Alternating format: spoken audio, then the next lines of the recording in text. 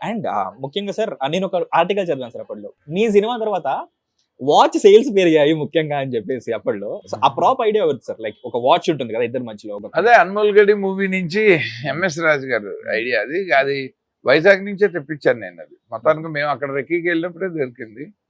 తయారు చేయించినట్టున్నాము. ఓ తయారు చేయించు. దాని సౌండ్ ఆర్పి పట్నాయక్ గారి వాయిస్. అది ఎక్కడో రికార్డ్ చేయలేము, మ్యూజిక్ లో కంపోజ్ చేయలేకపోయాం. ఓకే. ఇంకా ఆయన నా బాధ పెరగలేక నోటితోటి అని దాన్ని సింథసైజర్ లో వేసి శాంపిల్ చేసి ఏ ట్యూన్ సూట్ అవ్వట్లేదు, అది వాచ్ లాగా లేదని.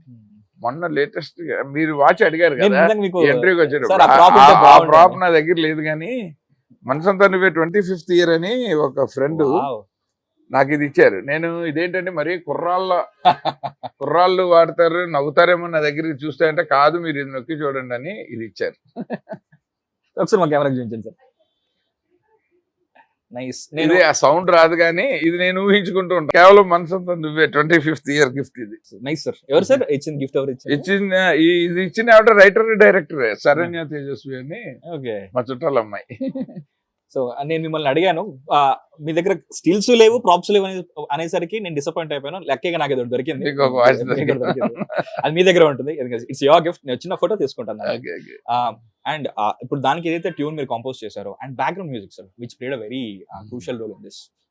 లైక్ మీరు పట్టుబట్టి నాకు ఇలా కావాలని చేయించుకున్నారా, లేకపోతే ఆర్పి గారు దీనికి సూట్ అవుతుంది అనుకున్నారా, ఆయన కంపోజ్ చేశారా? What happened? అసలు నేను ఎవరి పనిలో వేలు పెట్టనండి. నా పనిలో ఎవరిని పెట్టనివ్వను. నేను మంచిగా సీన్లు తీసి ఇచ్చాక ఆర్పి పట్నాయక్ లాంటి ఒక యాక్సెప్టెడ్ అప్రూవ్డ్ సక్సెస్ఫుల్ మ్యూజిక్ డైరెక్టర్కి నేను వెళ్ళి ఇక్కడ ఇలా కావాలి అలా కావాలి. నేను మిక్సింగ్ లోనే విన్నాను రీ రికార్డింగ్ ట్రాక్స్. నాకు అవసరమై ఉంది. ఆర్పి పట్నాయక్ అనూప్ రూబెన్స్ పాటలు ఎలా చేశారో నాకు తెలుసు. ఇంకా బ్యాక్గ్రౌండ్ స్కోర్ గురించి టెన్షనే ఉంటుంది. నేను డబ్బింగ్ చేస్తున్నాను, వాళ్ళు రీ రికార్డింగ్ చేశారు.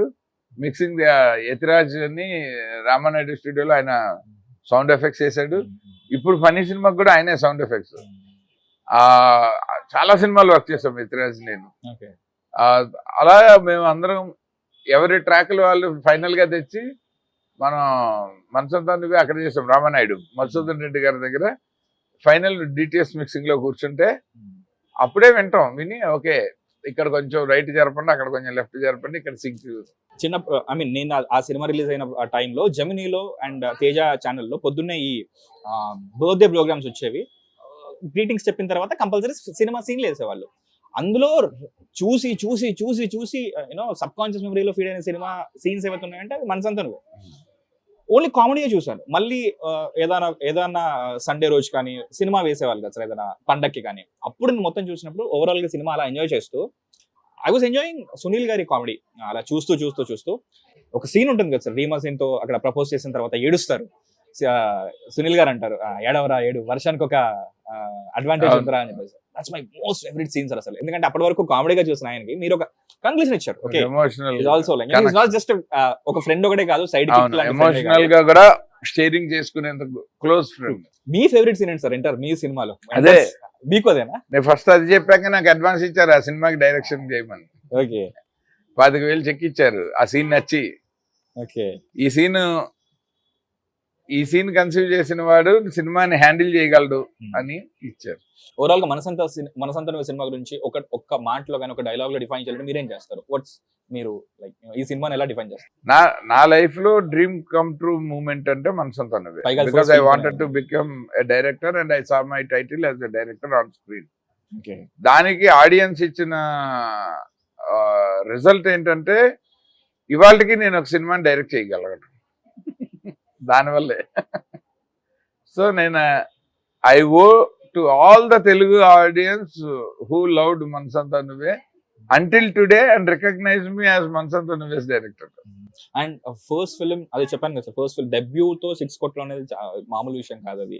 అండ్ ఆ హై చాలా సంవత్సరాలు క్యారీ అవుతుంది. మనం ఒక 3 ఫిల్మ్ మామూలుగా ఎలా ఉంటుందంటే జనాలు 3 ఫ్లాప్లు ఇచ్చే వరకు భరిస్తారు అన్నట్టుగా నేను ఒక అజంప్షన్స్ ఉంటుంది అనమాట. ఒక హిట్ ఇచ్చేసి తర్వాత 3 ఫ్లాప్లు ఇచ్చి మళ్ళీ ఇంకో హిట్ ఇస్తే చాలు నాకు ఫిల్మోగ్రఫీ ఉంటుంది అన్నట్టుగా. సో మీ హై ఎలా ఉండింది సార్? లైక్ యూనో మొత్తానికి ఫస్ట్ ఫిల్మ్ తోనే వాక్యూమ్ చిన్నగా వాక్యూమ్ ఉంటుంది. నేను అనుకున్న పని అయిపోయింది. ఓకే 7వ క్లాస్ నుంచి ఒకటే ఫోకస్ లో ఉన్నా, సినిమా తీయాలని. అది అయిపోయింది. ఇప్పుడు ఏం చేయాలో తెలియదు. ఆనంద్ నగర్ కమ్యూనిటీ సెంటర్ లో టేబుల్ టెన్నిస్ లో మెంబర్షిప్ కట్టి అది ఆడుకుంటూ నెక్స్ట్ అసలు ఏం చేయాలని కొన్ని రోజుల దాకా ఏం తెలీదు. మా ఇంట్లో డౌట్, ఇంత పెద్ద హిట్ ఇచ్చాక వీడియో ఖాళీగా ఉన్నాడు, ఎవడు అడగట్లేదండి, కదా సార్. ఎరా ఇండస్ట్రీ నువ్వు బయట నుంచి వచ్చావు తొక్కేస్తుందా అని మా నాన్నగారు. నేనేమో వచ్చిన ఆఫర్ వచ్చినట్టు నేను చేయను అని పంపించేస్తాను. ఎందుకంటే సార్ ఫస్ట్ సినిమా కన్నా సెకండ్ సినిమా చాలా ఇంపార్టెంట్ కదా సార్. సెకండ్ సినిమా బాధ్యత పెరుగుతుంది. బాధ్యత పెరగటము, ఇండస్ట్రీ మన కన్ఫ్యూజ్ చేసేయటము, మన పని మన Expectations పెరిగిపోవడం జనాలకి. అన్ని Audience రకాలు కి. ఉంటాయి. ఇంకా ఎందుకంటే ఇప్పుడు మనం ఆడియన్స్ లో వచ్చాము, ఆడియన్స్ మనము తేల్చుకున్నప్పుడు వాళ్ళు మన ఎవరే నువ్వు మావాడివే, నువ్వు ఓకే, నువ్వు ప్రూవ్డ్ అన్నారు. ఓన్ చేసుకుంటారు మోర్ ఓవర్. కానీ మనం ఇండస్ట్రీలో ఎవరికి తెలియదు, వాళ్ళకి మనతో సంబంధం లేదు, ఎమోషన్ ఉండదు.